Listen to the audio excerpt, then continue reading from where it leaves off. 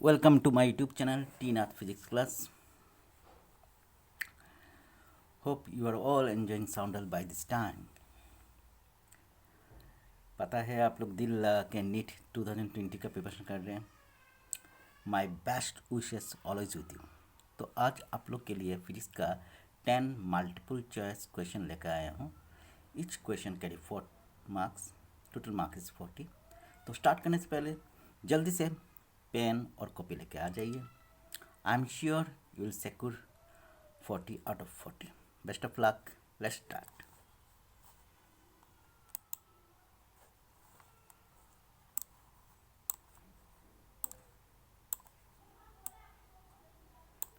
First question. A real gas behaves like an ideal gas if it is. तो पहले हम लोग जानना पड़ेगा रियल गैस क्या है और आइडियल गैस क्या है. रियल गैस जो गैस नेचुरली मिलता है उसको ही बोलते हैं real gas. Ideal gas the gas which is obey all gases law, that is Boyle's law, Charles law and Gay-Lussac's law.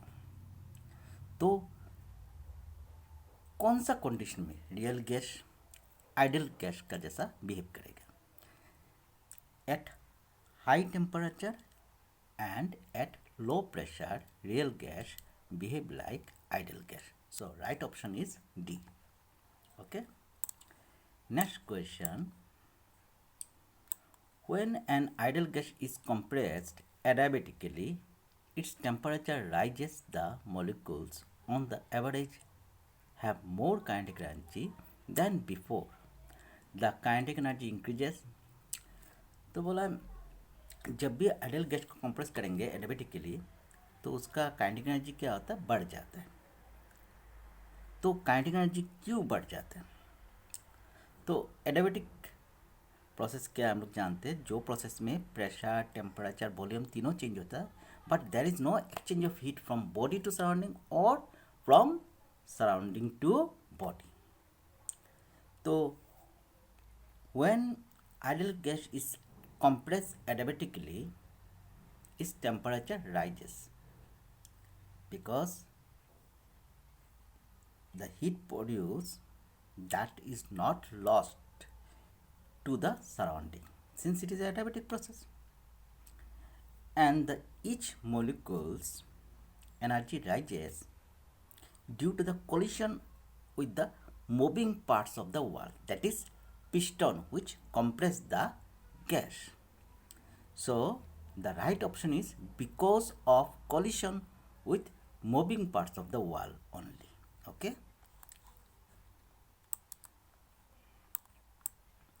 Next question. Three particles each of mass mkg are situated at the vertices of an equilateral triangle ABC of side L meter as shown in figure. The moment of inertia of the system about a line AX perpendicular to AB and in the plane of ABC in kg meter parts kg meter square will be. तो ये जो AX line है ABC plane में perpendicular है. तो अब ये diagram को अच्छे से देखिए. जो मास ए पॉइंट में है it is lies on the same axis of rotation. तो इसका मोमेंट क्या होगा? 0. अभी इसका मोमेंट निकालना पड़ेगा, इसका मोमेंट निकालना पड़ेगा. सम करने से total moment about A x axis में मिल जाएगा. तो मोमेंट का फॉर्मूला क्या है? Product of mass and square of distance from the axis of rotation. ठीक है. तो चलिए तो हम लोग देखते हैं कैसे सॉल्व किया जाता है. तो डायग्राम को देखिए. तो ये जो पार्टिकल है इसका डिस्टेंस निकालना पड़ेगा. This is the CN distance. तो ये डिस्टेंस जानने से मास हम लोग जानते, तो इसका मोमेंट निकाल जाएगा. इसका मोमेंट कैसे निकालेंगे? इसका मास हम लोग जानते, डिस्टेंस हम लोग जानते, तो इसका निकाल जाएगा. इसका क्या होगा? 0 होगा क्योंकि it is lies on the same axis of rotation. तो देखिए तो ये फिगर से CN क्या हो गया? परपेंडिकुलर. AC सी ए क्या हो गया, हाइपोटेन्यूज, परपेंडिकुलर बाय हाइपोटेन्यूज क्या होगा, sine 30 degree. It is equilateral angle, ठीक है।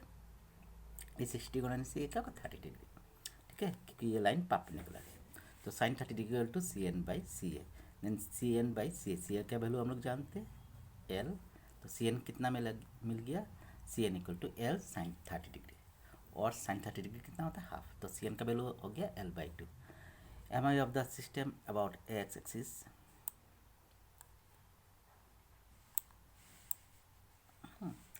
तो M A into zero square because same axis में है, M B into L square that is the distance from axis of rotation. M C के लिए क्या होगा, M C C N square, okay. तो इसका वैल्यू हो जाएगा 0, एम बी का मास क्या है, एम है, M L square, M C का भी मास एम है, सी एन का value L by 2। So after calculation M L square plus half M L square by 4, तो अल्टीमेटली कैलकुलेशन करने से क्या हो जाएगा 5/4 एम एल स्क्वायर। तो राइट ऑप्शन इज ए। तो next question, which of the following waves cannot be polarized? तो हम लोग जानते हैं लॉन्गिट्यूडिनल वेव जो है ना वो कभी भी पोलराइज नहीं कर सकते हम लोग, ठीक है। Only transverse wave, light wave को हम लोग पोलराइज कर सकते हैं। तो यहाँ पर देखिए रेडियो वेव्स, ये भी इलेक्ट्रोमैग्नेटिक वेव है, that is light wave. Infrared waves, ये भी ट्रांसवर्स वेव है। माइक्रोवेव्स, ये भी ट्रांसवर्स वेव है। तो यहाँ पर लॉन्गिट्यूडिनल वेव कौन सा है, अल्ट्रासोनिक वेव्स। तो longitudinal waves cannot be polarized, so it means ultrasonic waves cannot be polarized. The right option is C. Next question, a ray of light incident on a prism of angle 60 degree does not emerge out. Refractive index of material of prism may be, तो light emergent नहीं होगा कौन सा condition में, जब refractive index greater than 1 by sine A by 2, where A is the angle of the prism. तो angle of the prism हम लोग को दिया है 60 degree, therefore mu equal to 1 by sine 60/2 that is 30 degree, और sine 30 degree कितना होता है 1/2 that is mu greater than 2। तो कौन सा वैल्यू होगा, म्यू का वैल्यू क्या होना चाहिए 2 से ज़्यादा होना चाहिए। तो कौन सा राइट ऑप्शन होगा, दैट इज 2.30, ओके। तो refractive index of the material क्या होगा, may be 2.3।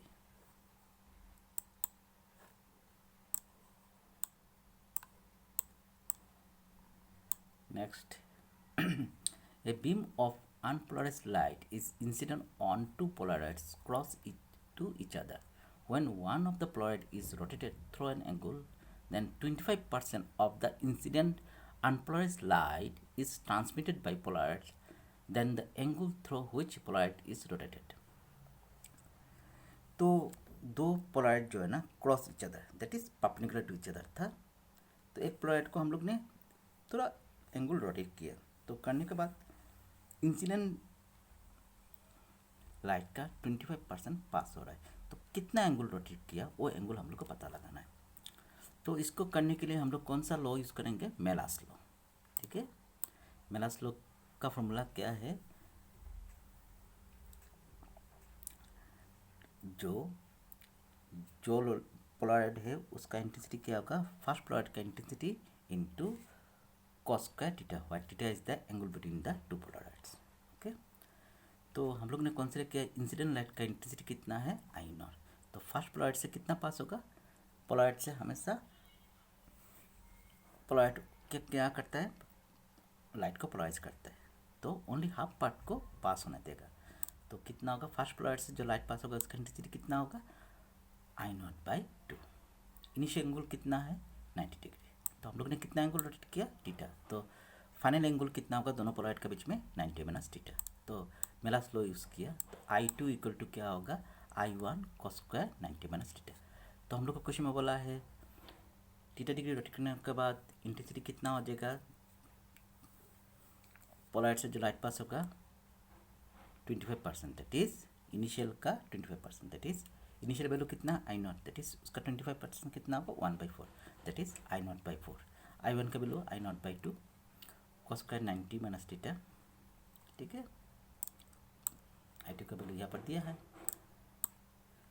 So cos 90 minus theta कितना आ जाएगा 1/√2, that is cos 90 equal to 1/√2।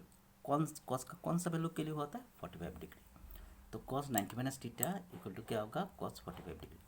90 minus theta, theta इधर में चला गया तो थीटा इक्वल टू कितना हो जाएगा 90 माइनस 45 डिग्री 45 डिग्री, ओके। तो राइट ऑप्शन क्या होगा बी, ठीक है।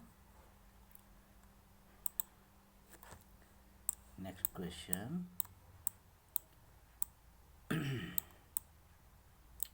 the angle of prism is A. Its one face is silver. Light rays falling at an angle of incidence of 2A on the first surface return back through the same path after suffering reflection at the second silver surface. Refractive index of the material is. तो ये है, तो question में क्या बोला है, एक रे जो है ना वो एंगल ऑफ इंसिडेंस कितना है 2 है, जो पाथ में जा रहा था उसी पाथ में रिटर्न आ गया। एंगल ऑफ द प्रिज्म कितना है ए है, ठीक है। तो एंगल ऑफ द प्रिज्म ए ये है, तो ये 90 डिग्री होने से ए एंगल कितना होगा 90 माइनस ए, ठीक है।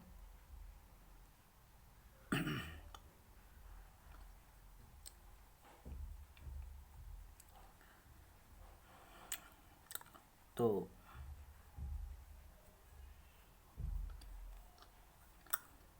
ये 90 माइनस ए होने से ये कितना होगा ए होगा, ठीक है। तो I sine I equal to A, R equal to A, ठीक है। साइन आई इक्वल टू, हम लोग रिफ्रेक्टिव इंडेक्स का फॉर्मूला जानते हैं, mu equal to sine I by sine R. Sine A I का जगह में 2a, साइन आर का जगह में क्या होगा ए होगा। ट्रिग्नोमेट्री यूज़ किया है, साइन 2a का फॉर्मूला क्या होता है 2 sign A cos A, sign A cancel, तो म्यू का वैल्यू क्या होगा 2 कॉस ए, तो राइट ऑप्शन क्या होगा बी, ठीक है। नेक्स्ट क्वेश्चन,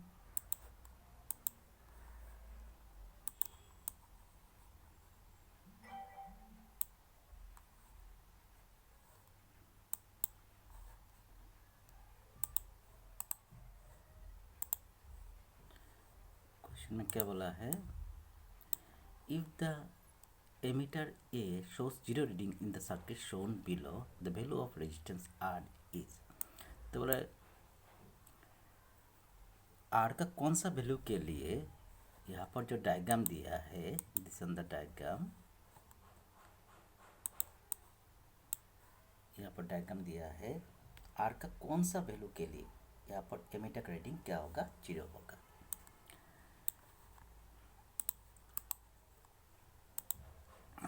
तो एमिटर का वैल्यू तब 0 होगा जब आर का पोटेंशियल डिफरेंस कितना होगा 2 वोल्ट होगा, ठीक है। जब भी आर का वैल्यू, आर का पोटेंशियल 2 वोल्ट होगा तो भी क्या होगा एमिटर का रीडिंग क्या होगा 0, ठीक है। तो हम लोग आर का वैल्यू निकालना है, तो अभी देखिए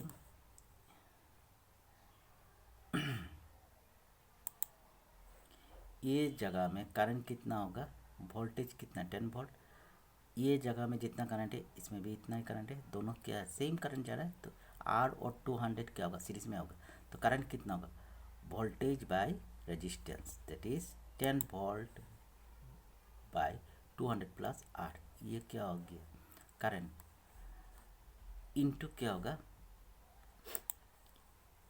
ये करंट हो गया करंट इनटू दिस रेजिस्टेंस, क्या देगा इसमें जो वोल्टेज ड्रॉप होगा इक्वल टू क्या होगा 2 वोल्ट, तो आर में कितना करंट जा रहा है इतना, इनटू आर कर देने से क्या होगा वोल्टेज ड्रॉप अक्रॉस आर होगा, एंड ये वोल्टेज ड्रॉप इक्वल टू क्या होगा वोल्टेज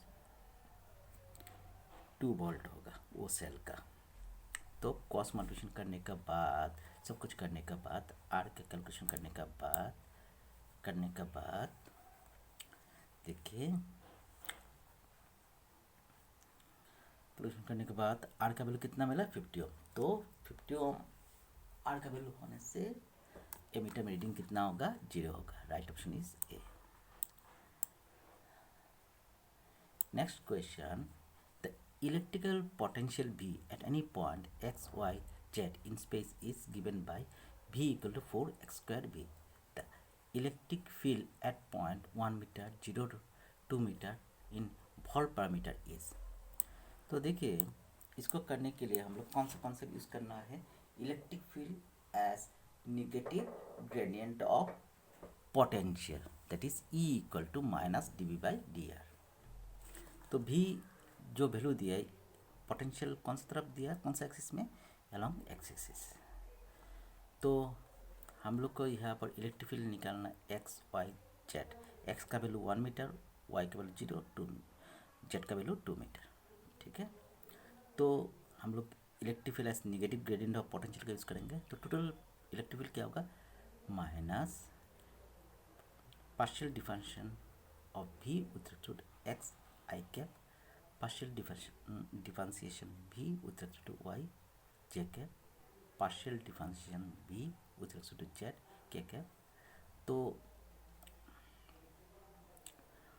पोटेंशियल दिया है ओनली एक्सिस, बाकी सब टर्म का क्या हो जाएगा 0। तो क्या मिलेगा, 4x² का डिफरेंशिएट करने से क्या मिलेगा, 2x इंटू 4 दैट इज आगे में माइनस साइन जैसा ऐसा रहेगा, 8x आई कैप होगा। Hence potential only X axis का मिलेगा। तो एक्स एक्सिस का वैल्यू कितना है, 1 मीटर। तो इलेक्ट्रिक फील्ड क्या होगा, -8 इंटू एक्स का वैल्यू 1 है, इंटू 1 कर देने से क्या होगा, -8 आई कैप वोल्ट पर मीटर। तो राइट ऑप्शन क्या होगा, ये होगा, दैट इज -8 आई कैप।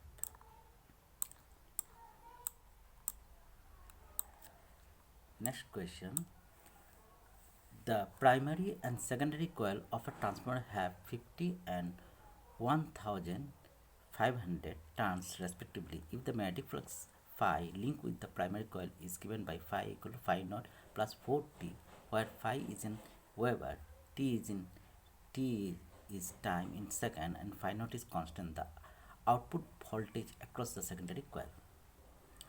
तो हम लोग को ये करने के लिए हम लोग को जो फेराडे लॉ जानना पड़ेगा, that is voltage is equal to change of flux change of time. तो फ्लक्स हम लोग को दिया है, तो वोल्टेज अक्रॉस प्राइमरी क्या होगा, we just take the magnitude, BP equal to क्या होगा, d∅/dt। डिफरेंस करने से क्या होगा, बीपी का वैल्यू क्या मिलेगा, 4 वोल्ट।